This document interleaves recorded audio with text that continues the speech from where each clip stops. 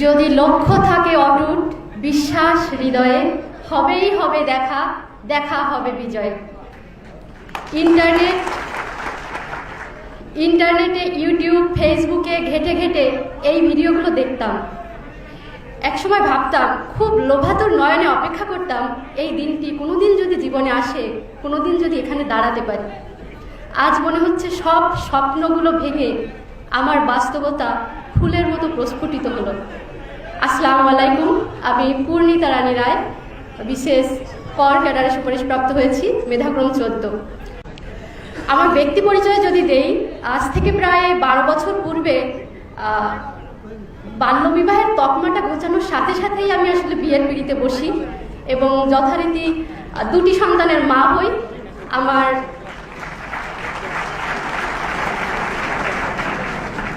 প্রথম কন্যা, যার বয়স 8 বছর, দ্বিতীয় পুত্র, যার বয়স প্রায় 5 হতে চলল, অর্থাৎ 41তম BCS-এর সাথী সে। আমি যখন আমার দ্বিতীয় সন্তান জন্মের পর আমি একটু পোস্টপার্টাম ডিপ্রেশনে চলে যাই। তো যিনি আমার সন্তানদের গর্বিত পিতা, তিনি আমাকে একদিন জোর করে কনফিডেন্স মালিবাগ শাখায় বেলাল আহমেদ রাজু স্যারের একটি সেমিনারে পাঠালেন। আমি একদমই প্রস্তুত ছিলাম না চাকুরির জন্য, আমার ইচ্ছাও ছিল না BCS, তো স্বপ্নের মতো ছিল, এটি ভাবার দুঃসাহস আমার ছিল না। তো আমি যখন সেমিনারে আসলাম, বেলাল আহমেদ রাজু স্যারের 2টি কথা আমার স্মৃতিতে এক ধরনের অনুরণন সৃষ্টি করলো। আমি আবারও বলতে চাই, স্যার বলেছিলেন, এই কনফিডেন্স আপনাদের কাউকে BCS ক্যাডার বানাবে না। আপনাদের নিজেদের শ্রম, মেধা, যোগ্যতা, আত্মনিবেদনের মাধ্যমে আপনারা নিজেরাই নিজেদের ক্যাডার বানাবেন, অথবা নন ক্যাডার, অথবা কিছুই না। এই কথাটিকে আমি হৃদয়ে ধারণ করেছিলাম। আমি তখনই সিদ্ধান্ত নিয়েছিলাম, আমাকে একটু বেশি কিছু করতে হবে যা আমার চারপাশের আর 2-4 জন করছে না। আরেকটি কথা স্যার বলেছিলেন, BCS যাত্রায় আপনারা এমন কিছু করবেন না যা আপনাদের দম্ভ বা পরবর্তীতে এমন কোনো আচরণ যা কারো মনে কষ্ট দেয়। এটিও আমি ধারণ করার চেষ্টা করেছি। এবং স্যার সবশেষে যে কথাটি বলেন সেটি হচ্ছে, পরিশ্রমী সফলতার চাবিকাঠি নয়, সুপরিকল্পিত পরিশ্রমী সফলতার চাবিকাঠি। এই কথাটিকে আমি সবসময় আমার হৃদয়ে ধারণ করি এবং এখনও সেই সুপরিকল্পনার সন্ধানে আমি ব্রতী রয়েছি।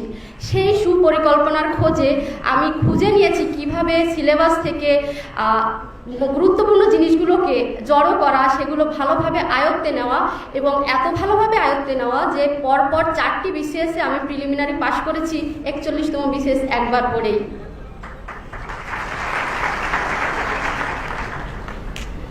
এরপর যদি বলি, আমার BCS যাত্রায় বিবাহ, পরিবার, সন্তান, এই বিষয়গুলোকে সবাই হাইলাইট করার চেষ্টা করত যারা আমার আশেপাশে ছিল।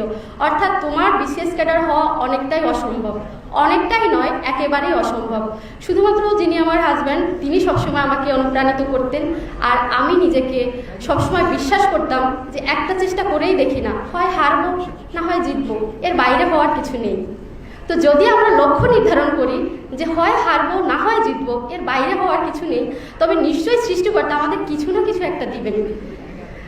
সেই লক্ষ্য থেকে শুরু করে অনেক রাত কেটেছে। আমার 2টি সন্তান যারা প্রায় অসুস্থ হয়ে যেত, তাদের কোলে নিয়ে, কাঁধে নিয়ে, পায়ে নিয়েও আমি পড়তাম, পড়া থামাতাম না, শুধু একটা আশায়, নিশ্চয়ই এখান থেকে ভালো কিছু আসা সম্ভব যদি আমার শ্রম এবং সততা, নিষ্ঠার সঙ্গে আমি কাজগুলো করতে পারি। যখন আমি কনফিডেন্স মালিবাগ শাখায় ক্লাসগুলো করতাম, আমি একটা পরীক্ষা অর্থাৎ মডেল টেস্ট কখনোই মিস করতাম না। আমি ক্রমাগত ফেল করতাম, ফেল করতে করতে হ্যাট্রিকও করেছি, কিন্তু আমি পরীক্ষা বা মডেল টেস্ট কখনো মিস করিনি।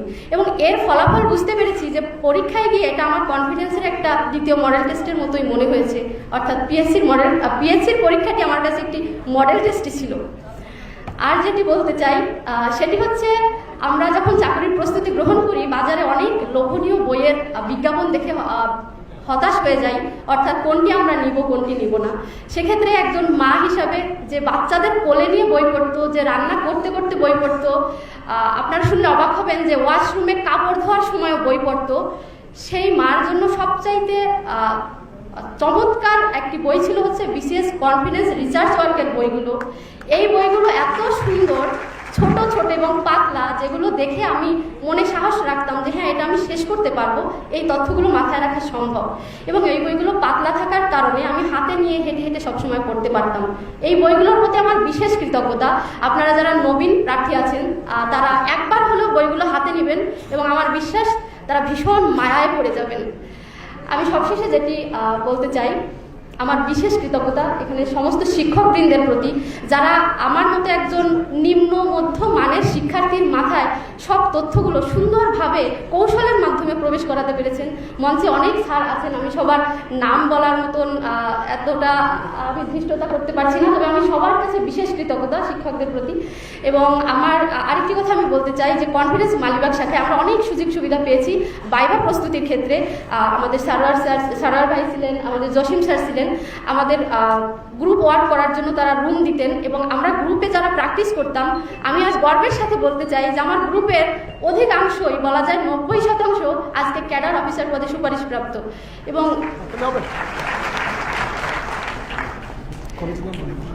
এবার আমি সবশেষে যে চমকটি উপস্থাপন করব, আপনারা দয়া করে আমাকে হাততালি দিয়ে একটু সাহস যোগাবেন। সেটি হচ্ছে, আমি খুলনা সরকারি মহিলা কলেজ থেকে ইংরেজি সাহিত্যে অনার্স এবং মাস্টার্স করি, অর্থাৎ আমি জাতীয় বিশ্ববিদ্যালয়।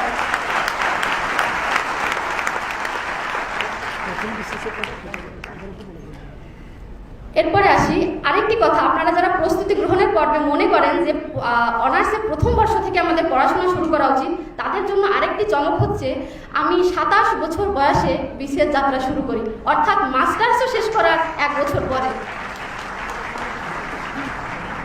এবং 41তম বিসিএসে আমি প্রথম প্রিলিমিনারি পাস করি, প্রথম রিটার্ন পাস করি এবং সৃষ্টিকর্তার অসীম কৃপায় একটা জেনারেল ক্যাডারের সুপারিশপ্রাপ্ত হই।